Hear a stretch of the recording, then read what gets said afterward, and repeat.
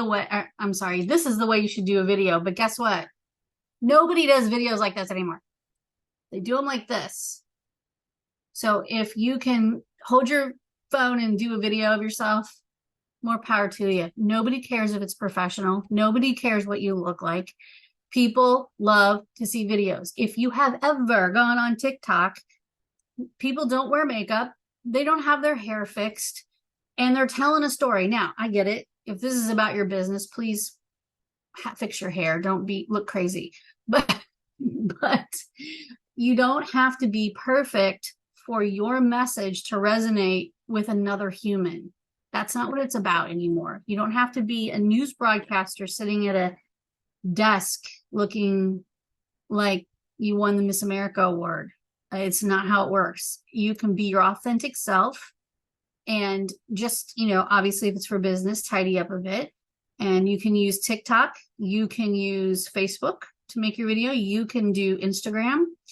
In our market segment, remember that Facebook is your demographic. The adult children and grandparents are on Facebook. Most of them have probably looked at Instagram as well. It's not going to be as heavily trafficked as Facebook is for the senior population or older adults. And TikTok, while it's a very young demographic in most cases, there's a whole subsection of those of us who are in the 50 plus range who absolutely adore TikTok, whether it's, you can get into all the things. Yes, China owns it and they're spying on us, whatever. So that's probably true, but there's a lot worse things in the world. So having said that, if you're going to use TikTok, that's fine. There are some caveats and some things that you should do for each one of those different platforms. I also suggest YouTube Shorts. But if you're going to use YouTube Shorts, and again, YouTube Shorts are with your phone like this, the video has to be under 1 minute.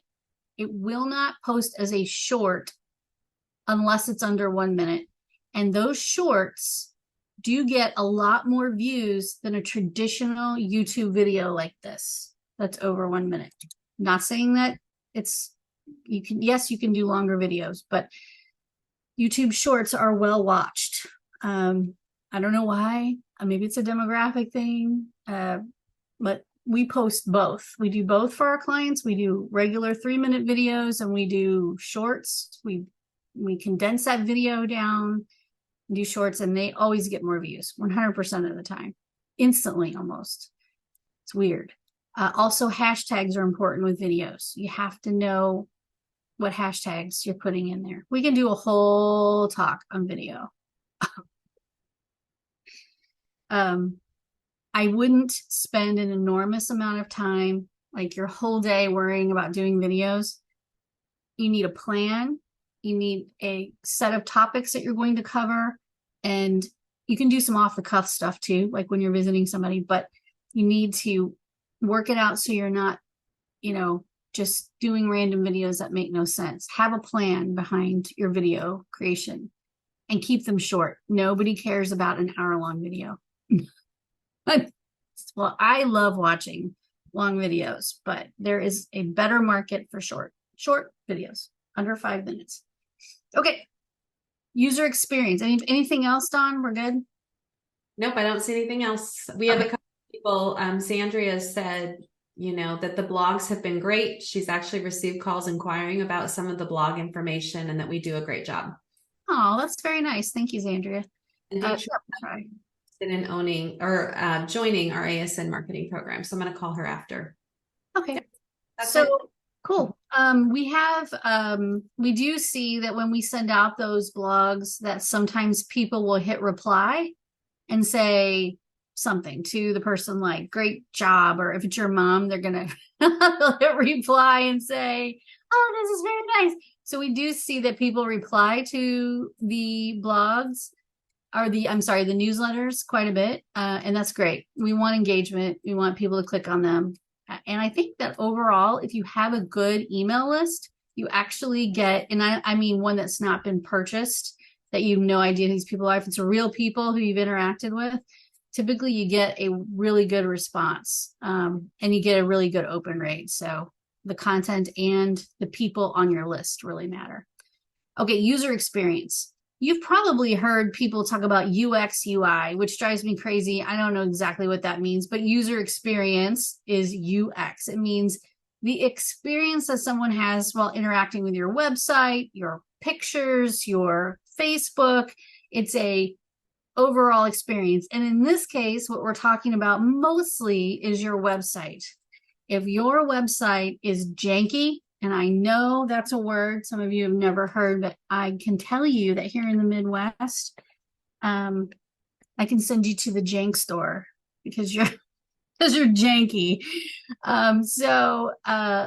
If my kids would say that's so jank store, and that means it's bad or it's like cheap. I don't know. Anyway, we use that. I use janky a lot.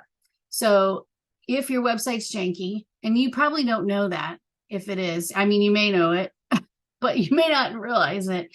It needs to be professionally created, not by Cousin Larry in 1999 and not by Google website tonight or whatever it is, do it yourself Wix stuff. I know Wix can be nice. Don't get me wrong. I know there are beautiful Wix websites. I'm just not a fan. Anyway, responsive design. So the design of your website needs to make sure, that means that we need to make sure that when we look at it on a mobile device, like your phone, so when I look at it like this, it's just as pretty and easy to read, easy on my old eyes as it is when I'm looking at this giant screen in front of me. I need to be able to see the phone number, what you do, who you are, and where you service. Those are the most important things. So we need to make sure the user experience is good. If it's not good, Google says, see ya. I only want great experiences for my people that are on Google search. Fast loading time. Oh my gosh. Ad nauseum, we talk about this. If your website takes too long to load on desktop or mobile, especially mobile, according to Google, you're out. You're out. Jank store. Beep. So we do a lot of website audits for our clients, for our people who are not our clients. And first thing we do is run a speed test and say, is your website fast or not fast? And if it's getting a C, D, E, F, then we say, look, Google's never going to help you if you don't help yourself. You've got to help this website. And if you have a great web developer, they should be able to get you to an A rating with your website by making a few changes to it. If your website's really old, then that's a different story. You probably need a new website because the back-end technology is probably really outdated and slow. We're not working with 1999 technology anymore. We're working with 2023 technology, and you need to upgrade. It's an investment, just like your brick and mortar building or the computer you just bought. You need to have a good online presence. I could harp on that all day. Easy navigation. The cleaner the website, the easier it is to click around on it, the better. All the telephone numbers should be clickable. I should be able to be on my phone, click your phone number because I need help, and bam, it dials that phone number right now. Interactive elements. I'm not a fan of quizzes and calculators especially on the homepage of your website. In our market, that's not how this works. We don't want quizzes and calculators, generally speaking, on the homepage. That's not to say that you can't do something like that. A lot of assessment forms, things like that happen. I'm not sure if a quiz is the right way to go if somebody's really struggling with an aging parent. And I'm not sure that I don't know what they would calculate. So of course we have Valerie Darling, who's here today, and she's with Home Care Quote.